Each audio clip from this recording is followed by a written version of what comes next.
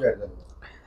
मी आदरणीय शरदचंद्रजी पवार साहेब, पक्षाचे प्रदेशचे अध्यक्ष जयंत पाटील साहेब आणि आमच्या लोकसभेतल्या नेत्या सुप्रियाताई सुळे यांचं मनापासून मी आभार मानतो आणि त्याचबरोबर शिरूर लोकसभा मतदारसंघातील मायबाप जनतेचे सुद्धा आभार मानतो.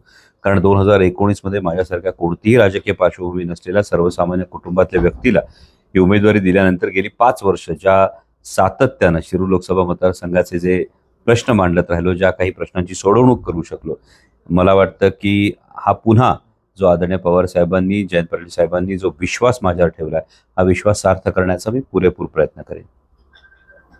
ज्या पद्धतीने पाहतो की नगर असेल किंवा बारामती असेल तिकडे सुद्धा सुप्रिया सुळे आणि निलेश लंकेची उमेदवारी जाहीर झाली.